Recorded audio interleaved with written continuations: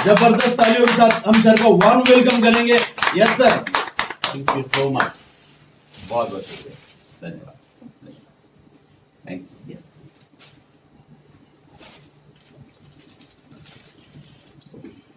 बहुत बहुत शुक्रिया, बहुत बहुत धन्यवाद बुके के लिए। और आज काफी बड़ी संख्या है, बहुत बहुत शुक्रिया इतनी बड़ी संख्या में आने के लिए। मुझे लगता है ज्यादातर लोगों को मैं मिला हुआ हूँ। सुरेश जी रहे हुए, थैंक यू, बहुत अच्छा लग रहा है आप लोगों से मिलके। नारायण सिंह जी हैं, अहमद कुट्टी जी हैं, और भी सारे चेहरे, सभी के सभी बहुत अच्छा लग रहा है आज मुझे आप लोगों से मिलके। मुझे लगता है काफी लोग नए भी हो गए। छोटा सा इंट्रोडक्शन दे देता हूँ अपना, ताकि जो लोग नए हैं, कादिर भाई या साथ में हैं, बहुत अच्छा लग रहा है आप लोगों से मिलकर। बहुत मिस कर रहा था आप लोगों को। छोटा सा इंट्रोडक्शन दे देता हूँ जो लोग नए हैं उनके लिए। मेरा नाम मितेश अग्रवाल है। बाय क्वालिफिकेशन मैं एक पॉलीमर इंजीनियर हूँ।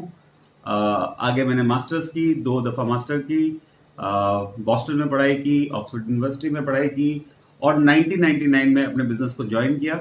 तब हमारा व्यापार सिर्फ पैकेजिंग का, लैंड डेवलपमेंट का, रियल एस्टेट का हुआ करता था।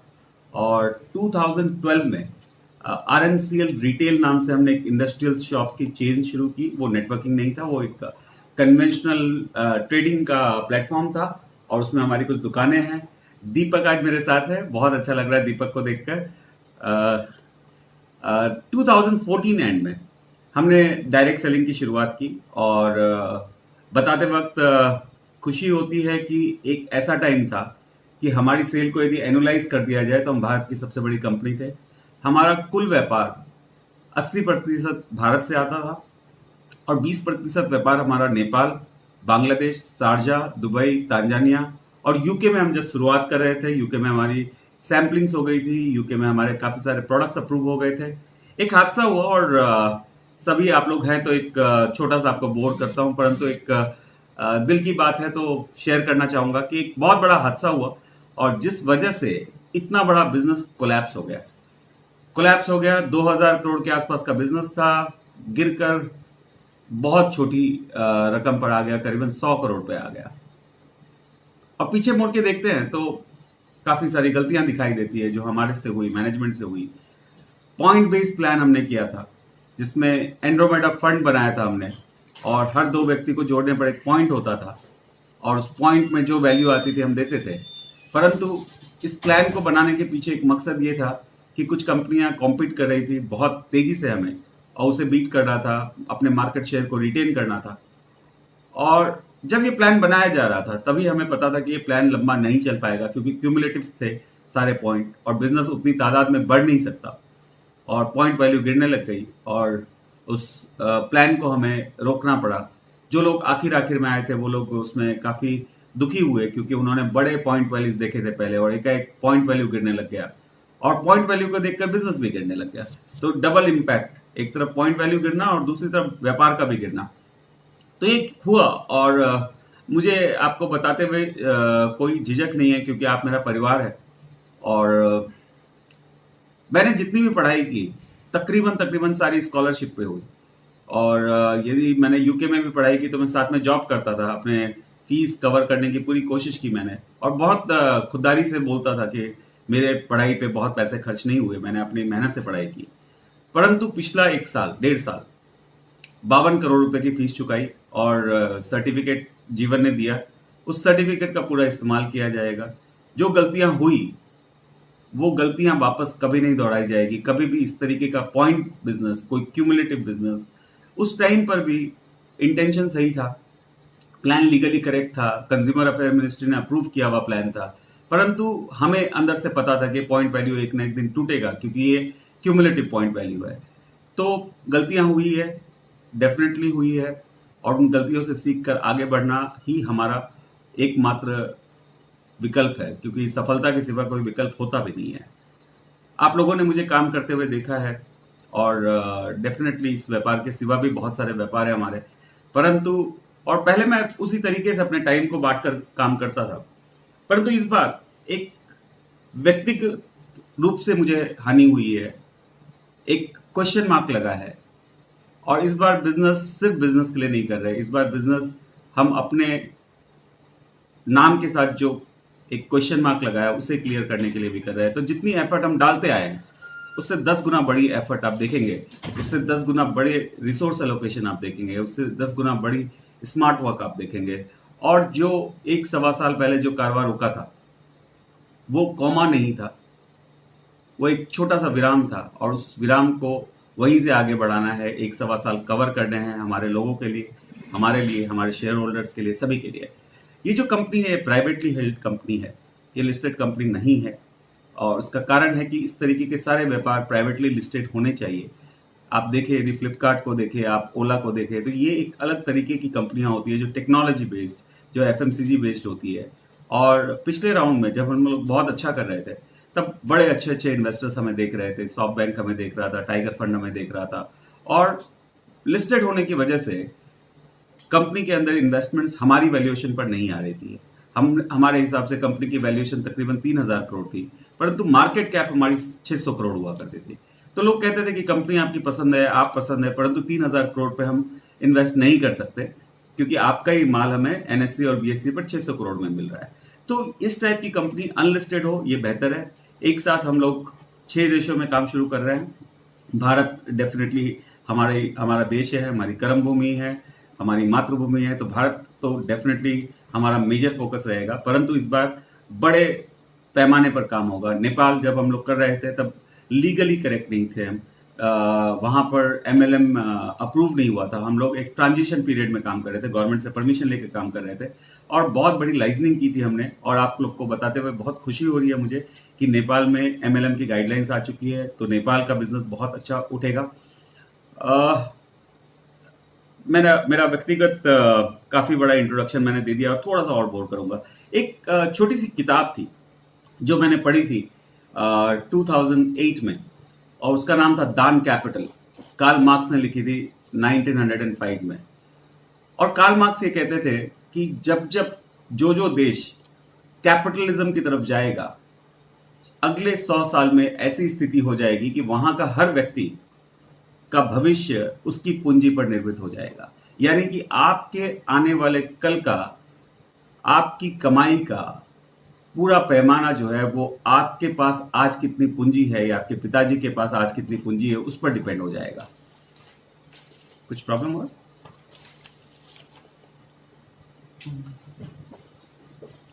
एक मिनट दीजिएगा।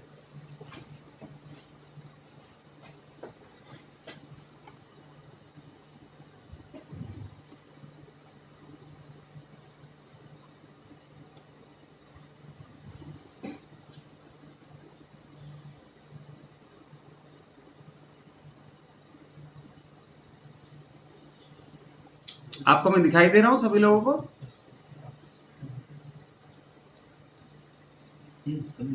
हाँ, मैं दिखाई दे रहा हूं। ओके, मेरी स्क्रीन पर कुछ और ही दिखाई दे रहा था। तो ये किताब में मैंने यही पढ़ा कि जो देश कैपिटलिज्म की तरफ जाएगा उनके लोगों के लिए आने वाला कल उनकी आज की पूंजी डिसाइड करेगी।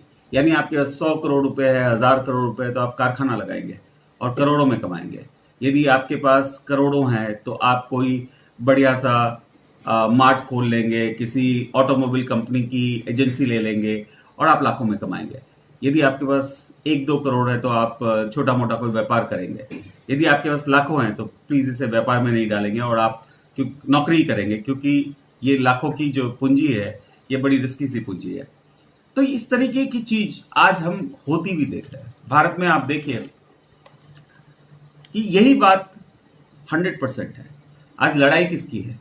आज लड़ाई रिलायंस की है, अमेजॉन की है, बिग बाजार की है।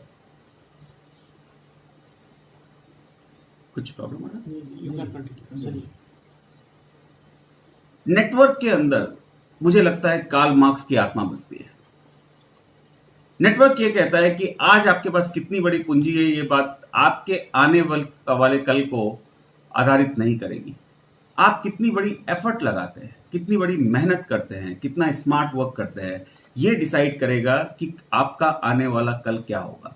तो ये इंडस्ट्री जब मैंने ज्वाइन की, जब मैंने शुरुआत की तो मुझे बहुत अच्छी लगी और मुझे लगा कि यही ऐसी इंडस्ट्री है जिसमें बरकत है। देखिए, लक्ष्मी तो होती ही है, आपके जेब से निकलती है, किसी और के जेब में जाती है, किसी और के जेब से निकलती है, किसी और के जेब में जाती है, और इसी प्रकार व्यापार होता है, इसी प्रकार इकोनॉमी चलती है। परंतु ये लक्ष्मी है।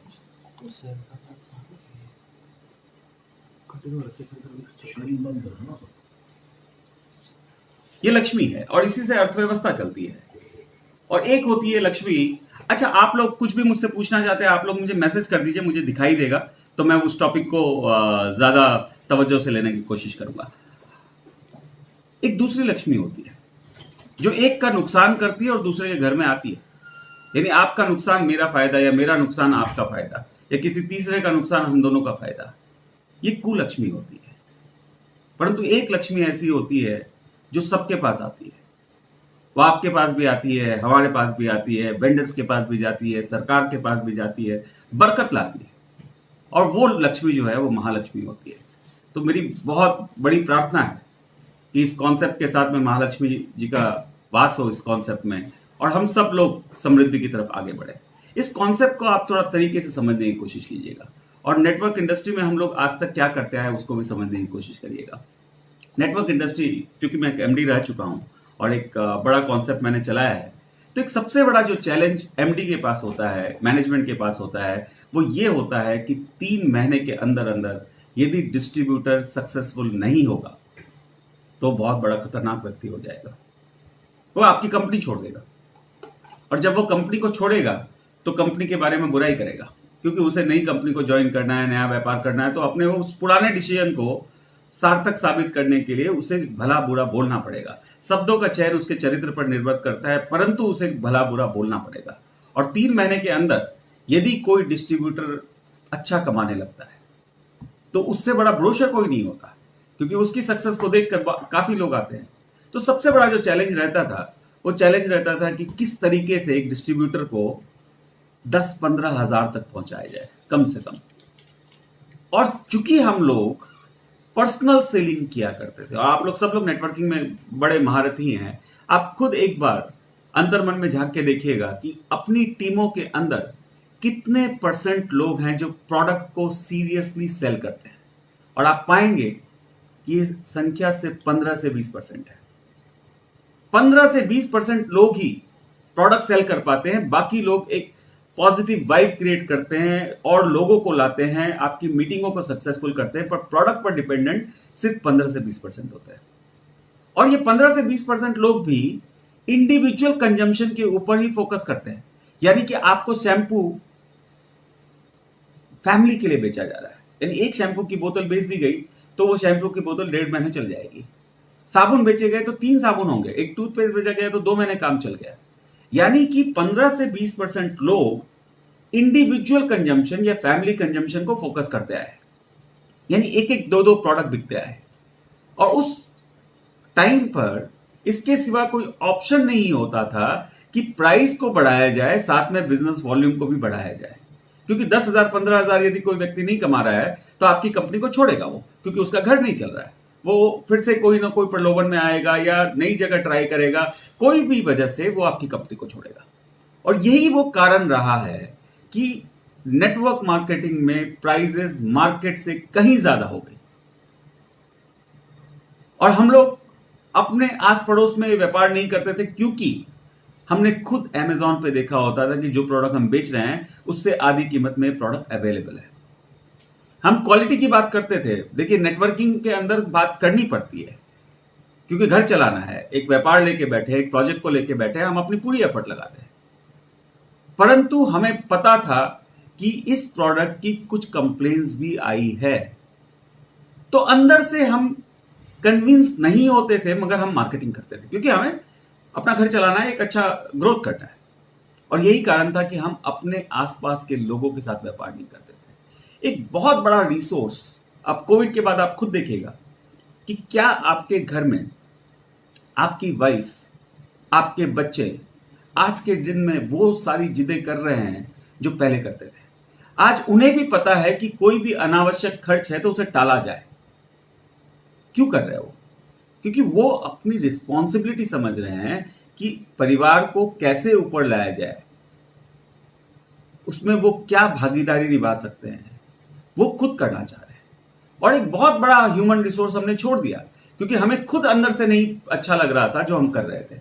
तो हमने अपनी वाइफ्स को इन्वॉल्व नहीं किया, हमने अपने बच्चों को इन्वॉल्व नहीं किया, क्योंकि कोई हमें 2 बात सुना दे वो चल जाएगा, परंतु कोई हमारी वाइफ को एक बात सुना दे ये हमें नहीं चलेगा, कोई हमारे बच्चों को एक बात सुना दे वो नहीं चलेगा।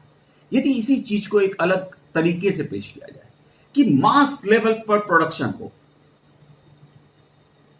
क्वालिटी और प्राइस ग्लोबल लेवल पर हो, और उस पर सिर्फ 25 से 30% या 35% जोड़ दिया जाए ताकि हम कॉम्पिटिटिव रहे मार्केट में, और उस 25 से 35% को बिजनेस वॉल्यूम में कन्वर्ट कर दिया जाए।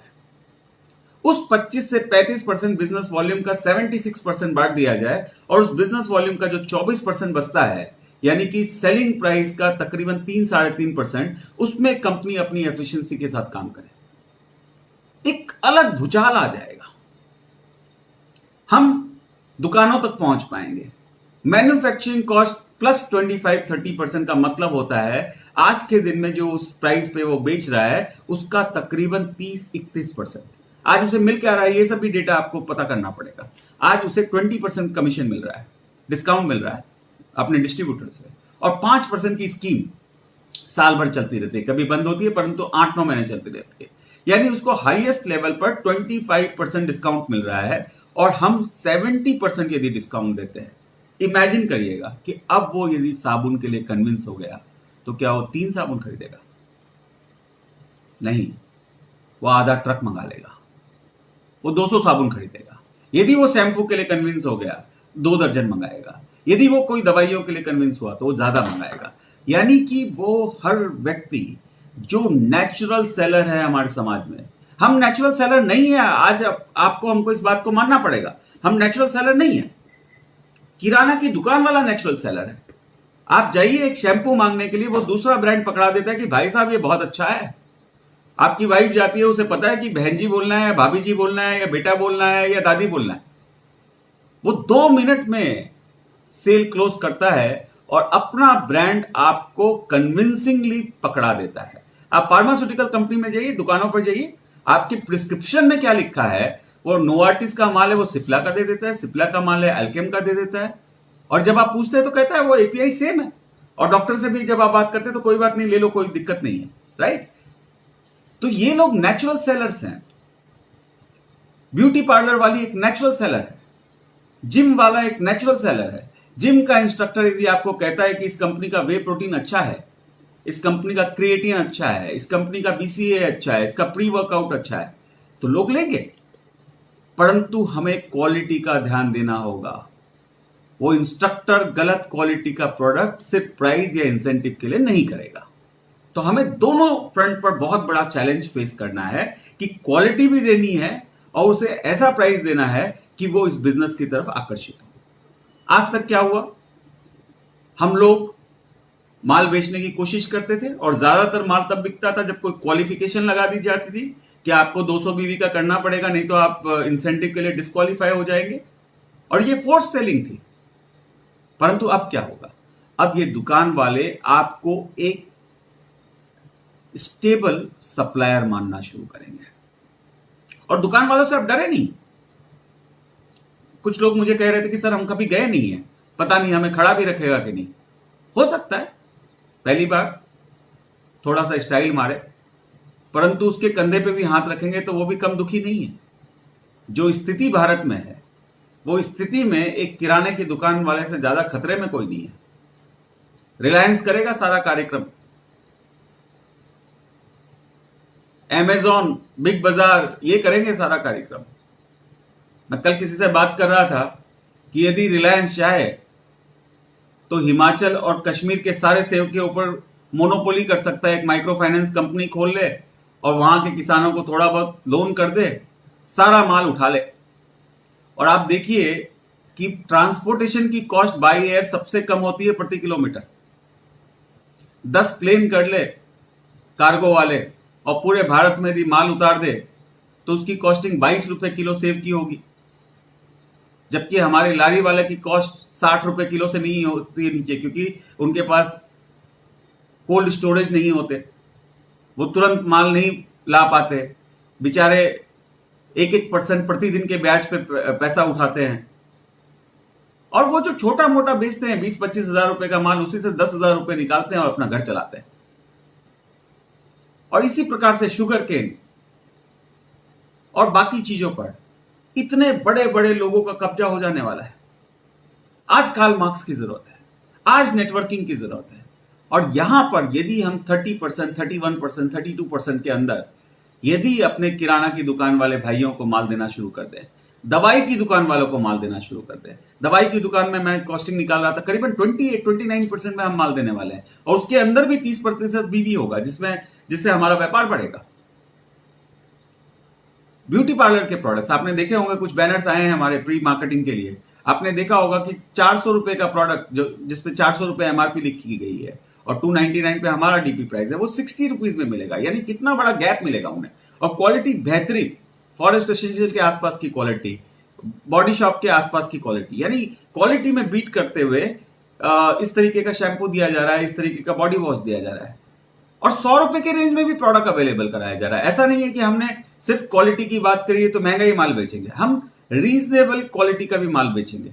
अब आप देखिए, डिटर्जेंट पाउडर मार्केट में मिलता है, सर्फ एक्सेल भी मिलता है, टाइड भी मिलता है, व्हील भी मिलता है। आप अपने बजट के हिसाब से डिटर्जेंट पाउडर उठाते हैं। यदि आपने एक्सेल की कीमत दी है सर्फ एक्सेल की, तो आपको सर्फ एक्सेल की क्वालिटी मिलती है।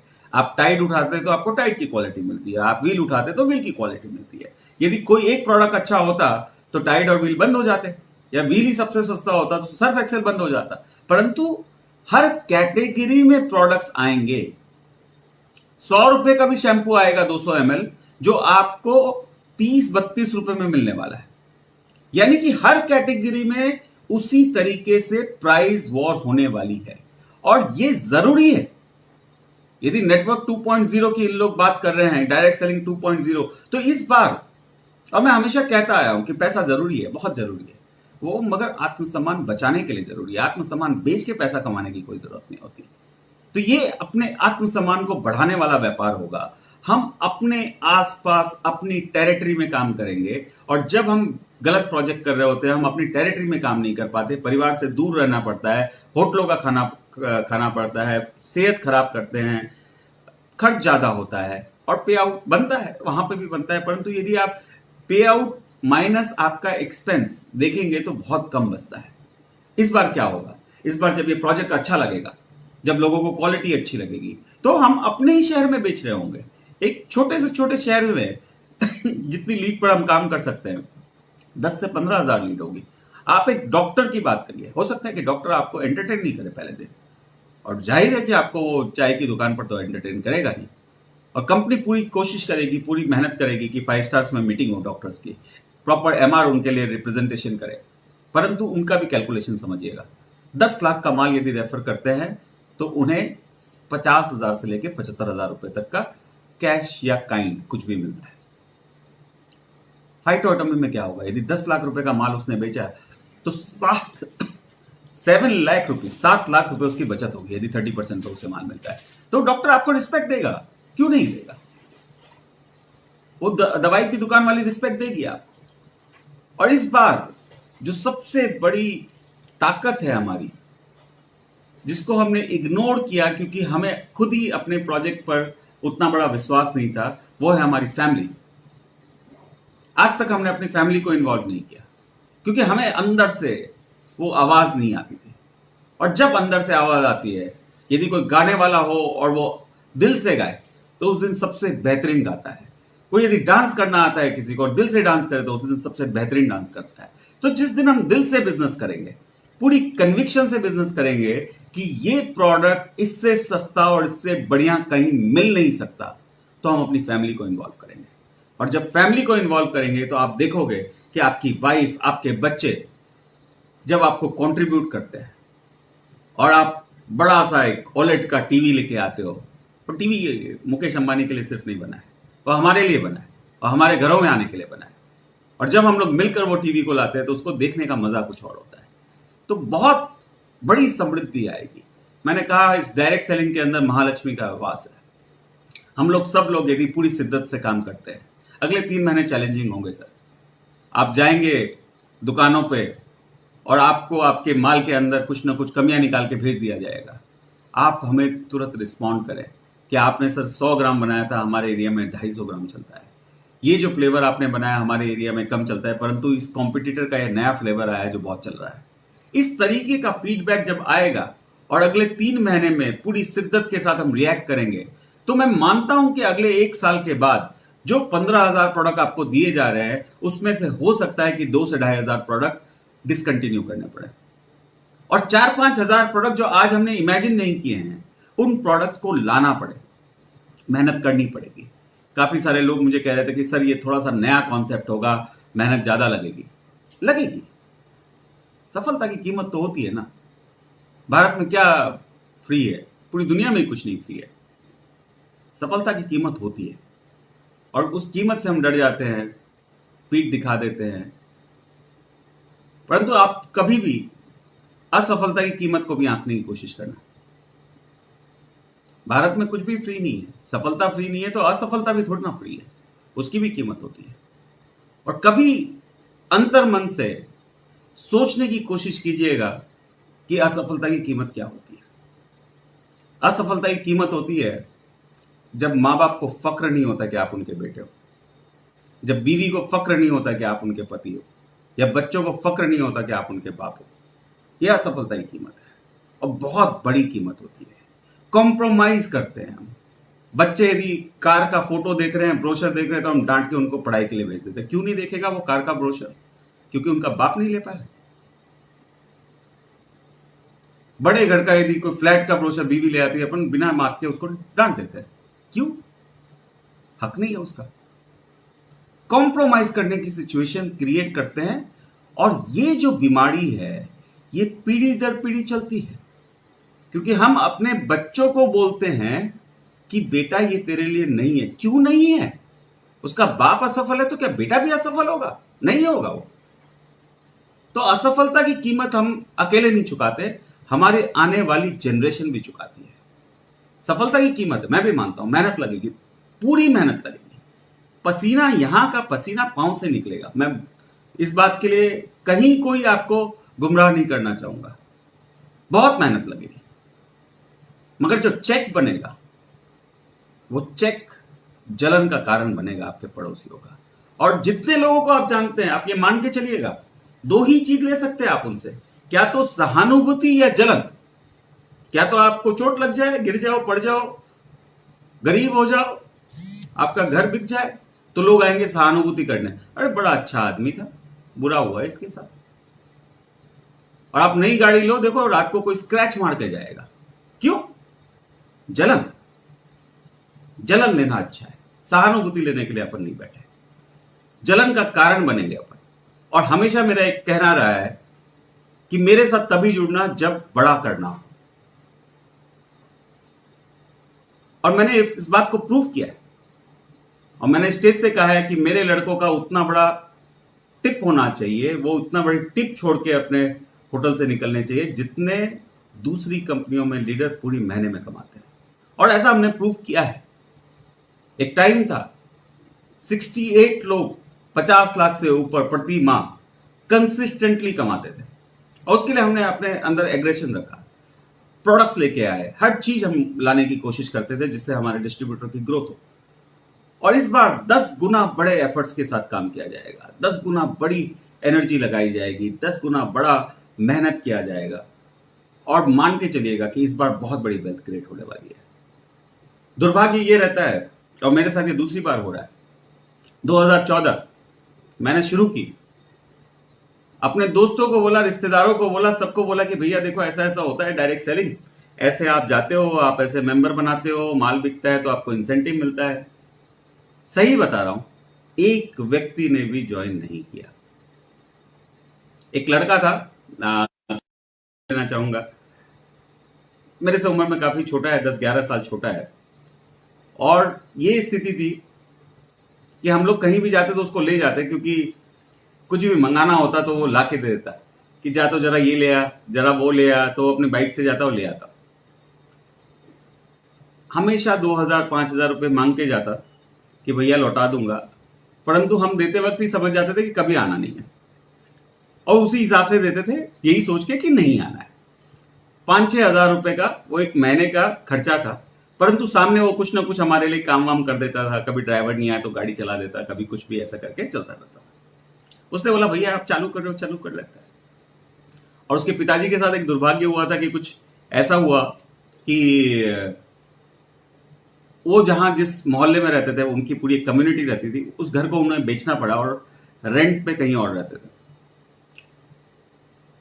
उसने काम करना शुरू किया, बहुत शुरुआती दौर में जुड़ गया और बहुत खुशी होती थी मुझे उसे देखकर कि स्कूटी पे आता था, वो भी पता नहीं कभी चले कभी नहीं चले, कहीं बंद हो जाए। उसने रेंज रोवर इवोक खरीदी 95 लाख की और अपने ही मोहल्ले में फिर से गया, उसी घर को वापस खरीदा जिसको उसके पिताजी ने बेचा। उस घर को तोड़ा उसने और 7 लाख स्क्वायर फीट का घर बनाया, 2 वेयर हाउसेस खरीदे और टोटल इनकम करीबन 13 करोड़ रुपए की उसने कमाई। और नाम भी काफी लोगों को, आप लोगों को पता होगा, उसका नाम है पार्थव शाह। एक हमारे लीडर थे अनूप शेखावत जी, तब मेरे पास कुछ भी नहीं था, ऐसे ही पेपर पे लिखा पड़ा था कि 4 शैम्पू ले आएंगे, 2 साबुन ले आएंगे, प्लान भी नहीं था। उन्होंने पूछा कि आप करना चाहते हैं? मैंने कहा बिल्कुल करना चाहते हैं, बड़ा अच्छा लग रहा है दूर से देखकर, करना चाहते हैं और मेहनत करेंगे, सीखेंगे और रिएक्ट करेंगे। और कोई नहीं जुड़ा तो वो जुड़ गए मेरे साथ। और तब वो आरसीएम नाम की कंपनी में एक एमरल्ड हुआ करते थे, 35,000 के आसपास का चेक था और बहुत मेहनत की उन्होंने भी, कंधे से कंधा मिलाकर काम किया। जैसे आज दस्तगीर जी और सचिन वगैरह जिस फेज में ये लोग आए हैं, वैसे ही फेज में वो आए थे। और मैं आपको बता सकता हूं, देखिए हम लोग चेक्स जनरली डिस्क्लोज नहीं करते क्योंकि सबकी अपनी टैक्स प्लानिंग होती है, सबके अपने अपने तरीके होते हैं मैनेज करने के। इस इंडस्ट्री का सबसे बड़ा चेक उनका आज तक का बना है, 28 करोड़ रुपीस का उनका चेक बना। और सिर्फ उसमें और आप में यही फर्क था कि आप लोग लेट आए थे उस टाइम और वो पहले आए थे। नेटवर्क मार्केटिंग में टाइमिंग बहुत इंपॉर्टेंट है। बहुत सारे संशय होंगे मन में कि कल क्या होगा, कैसे होगा। ये बोल तो रहे हैं 15,000 प्रोडक्ट, कभी गिने भी हैं क्या 15,000 प्रोडक्ट कितने होते हैं, आएंगे भी क्या, इतना बड़ा चेक देंगे क्या, होगा क्या, बहुत कुछ ऐसा होता है। और मन ये कहता है कि यार 2-3 महीने देख लेते हैं, क्या दिक्कत है, 2-3 महीने के बाद जुड़ जाएंगे, कौन सा ये मरे जा रहे हैं, हम मरे जा रहे हैं। तो ज्यादातर लोग हम में से ऐसा एक रास्ता लेते हैं कि थोड़ा वेट करते हैं, परंतु वेट करने के साथ कुछ नहीं बदलता, उल्टे क्रेडिबिलिटी बढ़ती है आपकी कंपनी की, प्लान 1-2 पे आउट निकल चुके हैं तो वो सब कुछ सही है। परंतु एक चीज जो आपके हाथ से निकल जाती है वो है सैचुरेशन। अभी आप खुद ही एक एग्जांपल लीजिए कि चलिए आज हम लोग तकरीबन 300 लोग हैं, डिसाइड करते कि चलो फाइटो एटोमी नहीं करते, एमवे करते हैं। एमवे बेहतरीन कंपनी, अपने आप को उसने प्रूव किया है, एथिकली प्रूव किया है, प्रोडक्ट से प्रूव किया है, सब जगह से प्रूव किया है। क्या हमारी उतनी बड़ी सक्सेस होगी? नहीं होगी, क्योंकि जब हम अपने प्रोस्पेक्ट्स को एक कंपनी का प्रपोजल बताते हैं तो वो कहेगा कि मैंने पहले ही देखा हुआ है भाई, मैं तो जुड़ा हुआ था, मैं तो अब भी छोड़ा हूं, या मुझे जुड़ना ही नहीं है, तुम्हारे कहने पर तो बिल्कुल नहीं जुड़ना, पहले ही 15 लोग कह के गए। यानी कि आपका बताया हुआ प्रपोजल पहले ही उसके पास 10 लोग ले जा चुके हैं। इसे कहते हैं सैचुरेशन। और एक सीनियर लीडर होने के एवज से आपको सैचुरेशन को समझना बहुत जरूरी है। जब सैचुरेट कंपनी हो जाती है उसके बाद आपका return on investment of time बहुत कम होता है, क्योंकि जो प्रपोजल आप ले जा चुके हो सामने वाला पहले ही सुन चुका है। यानी आपको एक अनसैचुरेटेड कंपनी चाहिए। हमने एक बड़े स्केल पर काम किया है और इस बार मैं आपको पूरी प्रॉमिस करता हूं कि इस बार 10 गुना बड़ा काम होगा, 100 गुना बड़ा काम होगा। अगले 2 से 3 साल के अंदर 1 लाख करोड़ रुपया प्रति वर्ष हम लोग बिजनेस कर रहे होंगे। वॉल्यूम में बिजनेस होना, आप खुद इमेजिन करिए ना कि जो हम लेके जा रहे हैं, जो प्रपोजल हम लेके जा रहे हैं, जो प्रोडक्ट्स हम लेके जा रहे हैं, हमारे हिसाब से पूरे सर्वे किए हुए प्रोडक्ट्स हैं, हमने उसकी ट्रायल मार्केटिंग की है, परंतु फिर भी हम ये कह रहे हैं कि हम हो सकता है कि गलत हो सकता है 100 में से 10 प्रोडक्ट हमारे काम के ही ना हो सकता है कि उनकी प्राइस ज्यादा हो सकता है उनकी क्वालिटी उस हिसाब से ना हो जिस हिसाब से वो प्राइस की गई है। हम रिएक्ट करने के लिए तैयार है और हमें टाइम कितना लगता है? 8 से 10 दिन। खुद के पैकेजिंग प्लांट है, खुद के मैन्युफैक्चरिंग प्लांट है। यदि हमें रिएक्ट करना है तो हम 8 से 10 दिन के अंदर कोई भी प्रोडक्ट ला सकते हैं और हम अगले 3 महीने या 6 महीने इसी प्रोसेस से गुजरेंगे। परंतु 15,000 प्रोडक्ट में से कम 13-14,000 प्रोडक्ट आपको डेफिनेटली काम के लगेंगे। आपकी ग्रोथ कहां से आती है? जब आपकी टीम बनती है और आपके टीम का हर मेंबर अपने हिसाब का प्रोडक्ट ढूंढ पाता है तो वो अपनी पोटेंशियल से काम करता है। अब यदि कृषि क्षेत्र का आदमी है, आपने कृषि के प्रोडक्ट ही नहीं दिया, आपने दवाइयां पकड़ा दी, कैसे बेचेगा वो? एक कृषि प्रधान आदमी को, एक किसान को कृषि के प्रोडक्ट चाहिए, उसे वेटरनरी के प्रोडक्ट चाहिए, उसको ग्रामीण क्षेत्र के प्रोडक्ट चाहिए। 10 रुपए के अंदर उसे डिटर्जेंट पाउडर चाहिए, छोटा केक चाहिए 10 रुपए के अंदर वाला। उस तरीके के प्रोडक्ट्स बनाने पड़ेंगे। अब वो प्रोडक्ट लेकर हम एक बहुत अमीर महिला के पास पहुंच जाते हैं, नहीं चलेंगे वो प्रोडक्ट्स, तो उनके लिए एक अलग सेट ऑफ प्रोडक्ट्स चाहिए। जिम वाले लोग हैं, उनको अलग प्रोडक्ट्स चाहिए। अमीर लोग हैं, उन्हें सुपर फूड चाहिए। गरीब लोग हैं, उन्हें 35 रुपए किलो चावल चाहिए। हम सभी कैटेगरी को कॉम्पीट करेंगे और हमने किया है। भारतवर्ष में सबसे ज्यादा प्रोडक्ट्स यदि किसी कंपनी ने लाए हैं तो आरएमसीएल लेके आई थी। 1750 प्रोडक्ट। सुरेश जी देख रहे हैं, डेपो चलाते थे हमारा और परेशान हो जाते थे, ये माल तो पीछे छुपा रहेगा, एक्सपायर हो जाएगा, और फिर हम टेक्नोलॉजी लेकर आए कि वो फीफो सिस्टम पर माल निकले। इस बार 15,000 प्रोडक्ट के साथ काम करना है सुरेश जी। कोई भी प्रोडक्ट ऐसा नहीं होना चाहिए जो मेरा डिस्ट्रीब्यूटर बेच सकता हो और हमारे पास नहीं हो। वो कंपनी की रिस्पॉन्सिबिलिटी है। हर एक प्रोडक्ट की प्रमोशन उसके तरीके से होगी। आज ये लोग पेस्ट की बात कर रहे थे, आपको लाइव स्ट्रीमिंग कुकिंग के ऊपर, बेकरी के प्रोडक्ट्स, केक्स कैसे बनाए जाए, मोरिंगा को दाल में कैसे डालकर बच्चों को खिलाया जाए, क्योंकि मोरिंगा कड़वा होता है, तो उसकी ट्रिक। एक तरफ ब्यूटी पार्लर वाली की लाइव स्ट्रीमिंग चल रही है कि फेशियल कैसे किया जाए, आईब्रोज कैसे बनाई जाए। एक तरफ इंग्लिश स्पीकिंग कोर्स की लाइव जूमिंग चल रही हो, एक तरफ सेल्स स्किल की लाइव स्ट्रीमिंग चल रही हो। समाज को ऊपर लाने के लिए देखिए, दो ही चीज है। किसी भी घर को, परिवार को, गांव को, राज्य को या देश को यदि ऊपर लाना है तो दो चीजों का समावेश होना चाहिए। कैपेबिलिटी यानी आपकी सक्षमता, और सेंस ऑफ रिस्पॉन्सिबिलिटी यानी दायित्व का बोध। ये दोनों चीज नहीं होगी एक साथ तो हम कभी बदलाव नहीं ला पाएंगे। आप देखिए, कभी बाल कटाते कटाते, है ना, बात करना शुरू करिए हजाम से, इतनी सारी बातें करेगा। मोदी जी को ये करना चाहिए, धोनी को ऐसे रिटायर होना चाहिए, केएल राहुल को ऐसे मारना चाहिए, पाकिस्तान को ऐसे सबक सिखाना चाहिए, चाइना के साथ ऐसा करना चाहिए। आप बाल कटाते कटाते सोचेंगे ये प्रधानमंत्री बनने का किरदार रखता है, पता नहीं बेचारा कैसे हजाम बन गया है। ये क्वालिटी रखता है प्रधानमंत्री बनने की, दायित्व का बोध भर भर के है, पर सक्षमता कहीं कम है।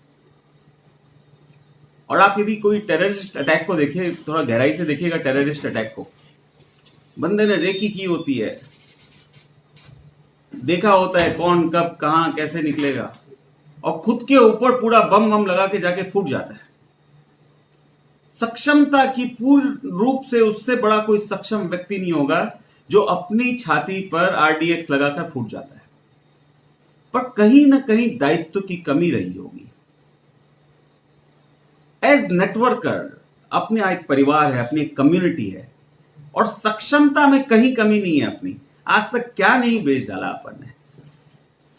कोई भी कंपनी हाथ में ली तो तिया पाचा तो कर ही दिया, उसका बड़ा ही किया है। सबने किया है, सबने अलग अलग प्रोजेक्ट किए हैं। सक्षमता में हम लोगों की कहीं कोई कमी नहीं है, परंतु मुझे लगता है कि हम लोगों को हल्का सा दायित्व का बोध और प्रगाढ़ करना पड़ेगा। थोड़ा सा 1 इंच ऊपर कर दिया तो हमसे बड़े भारत के नागरिक नहीं हो सकते, इस इंडस्ट्री से बेहतरीन इंडस्ट्री नहीं हो सकती। यदि नोबेल प्राइज किसी इंडस्ट्री को दिया जाना चाहिए तो WHO को बुलाकर, यूनेस्को को बुलाकर डायरेक्ट सेलिंग को देना चाहिए, क्योंकि इसके अंदर सामूहिक ग्रोथ है। किसी एक व्यक्ति का व्यक्तिगत लाभ नहीं है यहां पे, यहां सब लोग एक साथ ग्रो करते हैं। तो मुझे लगता है कि इस पूरी इंडस्ट्री में महालक्ष्मी का वास है। यदि हम लोग थोड़ा सा दायित्व का बोध रखें, थोड़ा सा हम लोग अपनी रिस्पॉन्सिबिलिटी को समझे। करते क्या है अपन लोग? खुद को मालूम है प्रोडक्ट डबल भाव में बेच रहे हैं, खुद को मालूम है क्वालिटी खराब है, और अपनी मीटिंग में अपनी बातों को सुनकर एक नया लड़का आया, हमने झूठे सच्चे चेक दिखाए, झूठी सच्ची गाड़ियां दिखाई, EMI बढ़ी नहीं जा रही पर BMW दिखा दी, और वो लड़का बेचारा आया था स्कूटर पर, बाइक पर, और अपनी बातों में आ गया, और उसके मां बाप के पैसों में से 10,000 रुपए का कूड़ा करकट माल उसको और चिपका दिया हमने। अपनी बाइनरी बन गई। वो घर गया माल लेके, मां बाप ने देखा यार क्या ले आया तू। यही करते आया, और हमने भी किया यार। मैं किसी आपको नहीं बोल रहा, मैं अपने आप को ही बोल रहा हूं, ऐसा ही समझ के चलो। मैं आपको नहीं बोल रहा हूं, बुरा मत मानना, मैं अपने आप को ही बोल रहा हूं। आज बहुत दिनों के बाद आप लोगों से मिला हूं, 1-1.5 साल से बड़ा मिस किया आपको, भड़ास निकल रही है, यही समझ लो। अब नहीं करना है। वीवी से ही मतलब था ना कि बिजनेस वॉल्यूम होना चाहिए। फाइटोमी की वैल्यू क्रिएट होते ही हर व्यक्ति 15,000 16,000 का बीवी करेगा ही करेगा, और रिस्पेक्टफुली करेगा। एक एक आईडी से यदि 15,000 बिजनेस वॉल्यूम निकलता है तो सर सोचो ना कितना बड़ा चेक बनेगा। और वो जब चेक बनेगा वो बरकत लाएगा, क्योंकि उसमें सबका फायदा है। उसमें खरीदार का भी फायदा है, वो सामने बेच रहा है उसको भी फायदा है, हमें भी फायदा है, कंपनी को भी फायदा है, शेयर होल्डर्स को भी फायदा है, सबको फायदा है। इसे महालक्ष्मी कहते हैं। इस बार जब दिल से आवाज आएगी तो हम अपने बच्चों को, अपनी वाइफ को साथ लेकर काम करेंगे, छुप छुपा के काम नहीं करेंगे। आधे लोग ऐसे मैं जानता हूं कि अपनी पत्नी को बताते नहीं है हम नेटवर्किंग करेंगे, क्योंकि झगड़ा हो जाता है घर पे कि पिछली बार गए थे ऐसा आपने नुकसान किया था, ये किया था, टाइम वेस्ट किया था, फिर आप गए थे कुछ कूड़ा करकट उठा लाए थे, फिर आप गए थे कहीं यहां गए थे, इस बार फिर से पता नहीं कौन से दाढ़ी वाले का माल उठा के ले आए। यही होगा। जब तक quality, price, service, education system, इन चारों चीज पे काम नहीं करेंगे हम बड़ा नहीं कर पाएंगे। और मैं 1.5 साल पीछे हटके देखता हूं तो मैं अपनी उस बात मैं कमी मानता हूं कि मार्केट में कंपटीशन आया, 10-15 लीडर आए कि सर थोड़ा सा 5-10 महीने चला लेते हैं ये पॉइंट वाला सिस्टम, बाद में इसे लैंड कर देंगे, क्योंकि हमारे लोग कहीं और कंपनियों में जा रहे हैं। कहीं ना कहीं कमी रह गई होगी हमारी, कहीं ना कहीं हमारे एजुकेशन सिस्टम में कमी रह गई होगी कि हमें डर लग गया कि हमारा मार्केट शेयर कम हो जाएगा और इस तरीके का प्लान कर लेते हैं। ठीक है, उन्होंने लैंडिंग की बात करी थी, खुद ही लैंड हो गए, और बहुत अच्छा हुआ कि ऐसा हुआ। मुझे फटका लगा, ठीक है, प्रताड़ना झेलनी पड़ी, ठीक है, मगर अच्छे टाइम पर मेरा बिहेवियर कैसा था वो लोगों ने देखा था। बुरे टाइम पर भी मेरा कैसा बिहेवियर होगा, अच्छा हुआ लोगों ने देख लिया।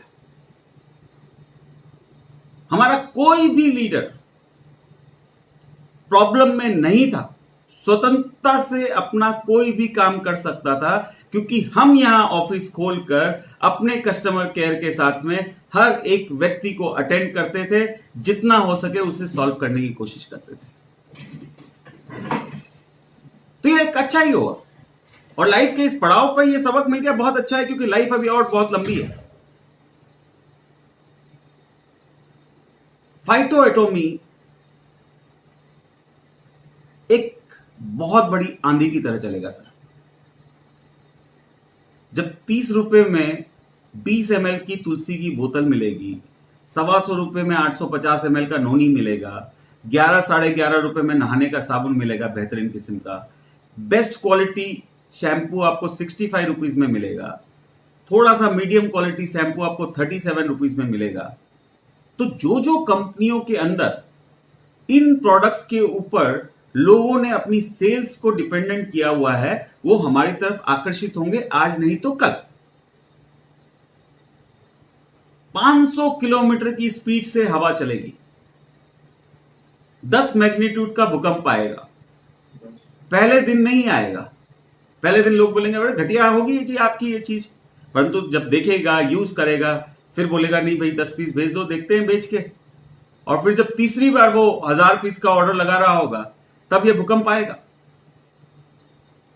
जेन्युइन लोग जितने भी हैं जो प्रोडक्ट के ऊपर काम करते हैं, वो हमारी तरफ आकर्षित होंगे। और 15,000 के 15,000 प्रोडक्ट में मैं आपको गारंटी के साथ बोलता हूं कि जिस प्राइस पर हम उस प्रोडक्ट को ला रहे हैं, रिटेलर के लिए 70% अपसाइड रहेगा बेचने के लिए। तो लोग हमारे से आकर्षित होंगे। पहला विश्व युद्ध 1920 में शुरू हुआ था सर, 3-4 साल का गैप रहा, दूसरा विश्व युद्ध शुरू हो गया। और एक टाइम था जब अमेरिका, कनाडा और यूके की फोर्सेस पावरफुल थी और उन्होंने हिटलर को मार दिया था। जापान में तब तोजो नाम का एक व्यक्ति था, कमांडर था, उसने पर्ल हार्बर में अमेरिका के बहुत सारे युद्धपोत गिरा दिए थे। अमेरिका बड़ा गुस्से में था, अमेरिका को हमला करना था, परंतु उनकी इंटरनल रिपोर्ट थी कि जापानीज भी पूरे डिफेंसिव मोड में है और बहुत बड़ा खून खराबा होगा।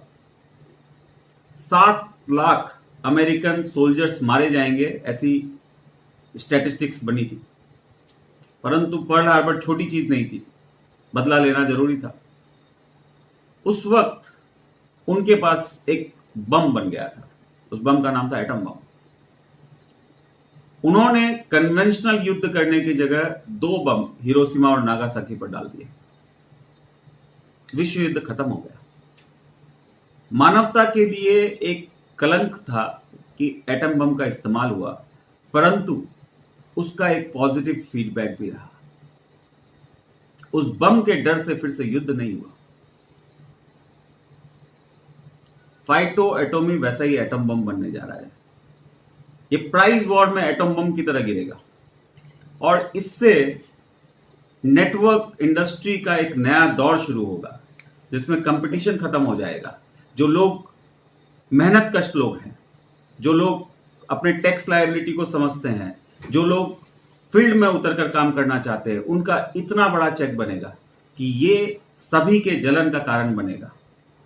और यही हमारा सबसे बड़ा ब्रोशर होगा। हम हमेशा एग्रेसिव इनकम के ऊपर फोकस करते रहते हैं। डीएनए टेस्टिंग का एक प्रोडक्ट बहुत जल्दी लॉन्च होने वाला है, आपको शायद लॉन्च के साथ साथ वो प्रोडक्ट दिखाई दे जाए। हर एक वो प्रोडक्ट जो आप बेच सकते हैं, वो हम वाजिब कीमत पर बेहतरीन इंसेंटिव के साथ उतारने जा रहे हैं। 1905 जो बात कार्ल मार्क्स ने कही थी, वो आज साबित हो रही है। और नेटवर्क इंडस्ट्री ही एक ऐसी इंडस्ट्री है जो हमारे समाज को कैपिटलिज्म से बचा सकती है। आपको हमको मिलकर थोड़ा सा अपना दायित्व का वो थोड़ा ऊपर करना है। फालतू कंपनियां नहीं करनी है, स्टेबल कंपनियों के साथ काम करेंगे। मैं मानता हूं एक कलंक मेरे सर पर भी लगा हुआ है, उस कलंक को धोने की पूरा भरसक प्रयास है। मेरे पास विकल्प था कि इस इंडस्ट्री में ना आऊं, मेरे दूसरे व्यापार भी हैं, उसमें आराम से जितना दिया है ईश्वर ने उसमें अच्छा ही चल रहा है। परंतु मुझे लगा कि इस इंडस्ट्री में नहीं आऊंगा, ऐसा हो नहीं सकता। इस इंडस्ट्री में फिर से सक्सेसफुल बनना है। जो संकल्प लिया था और बीच में किसी कारण से टूट गया था, मेरा संकल्प था कि 1 लाख करोड़पति बना के छोड़ूंगा।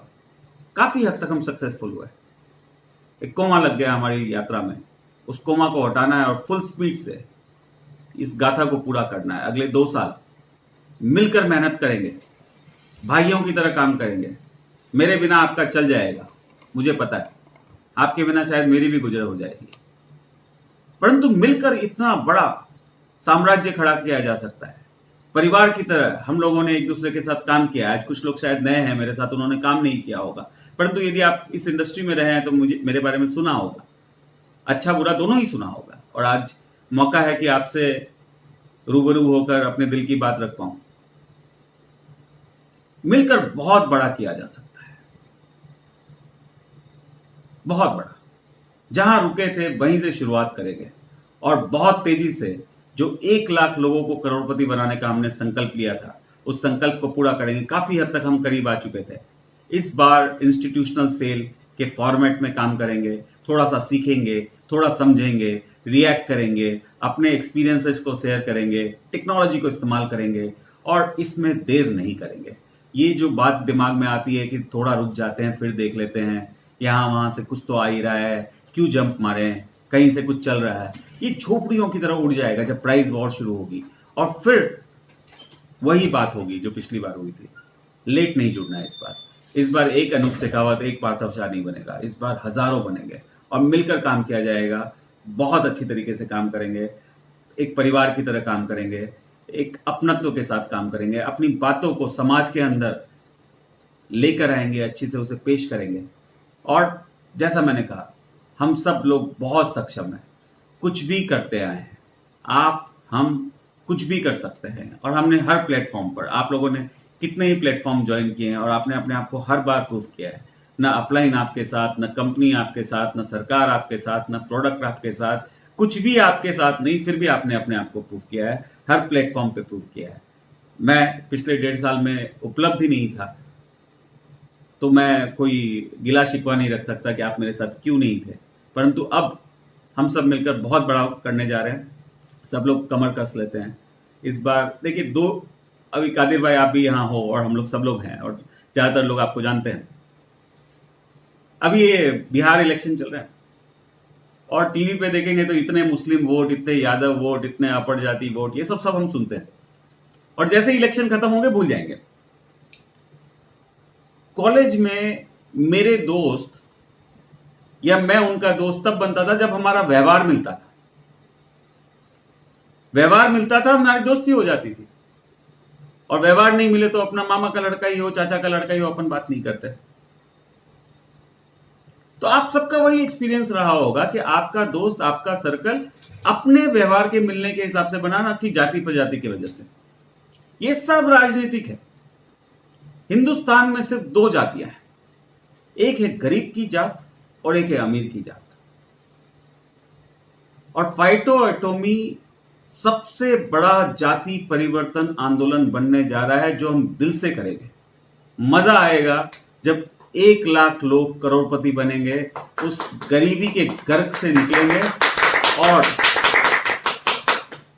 अपने परिवार के साथ जो उसके शहर का सबसे बड़ा रेस्टोरेंट है वहां जाएंगे, खाना खाएंगे और टिप मार के आएंगे इतनी बड़ी कि वो वेटर भी सोचे कि साला मुकेश अंबानी भी इतनी बड़ी टिप तो नहीं छोड़ता, दिल तो इसका है, राइट। तो वैसा काम करेंगे। बीच में एक ब्रेक हो गया, कुछ कारण रहे, कुछ अवस्थाएं ऐसी रही, मगर दिल से आपको बहुत मिस किया है मैंने। और मेरा आप लोगों से हार्दिक निवेदन है कि इस बार लेट नहीं करना है। मिलके भाइयों की तरह इस कंपनी को बहुत बड़ा बनाएंगे और मैसिव काम करेंगे।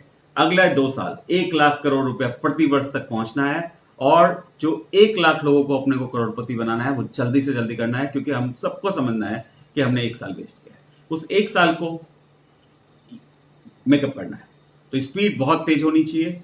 स्पीड के साथ अपन काम करेंगे।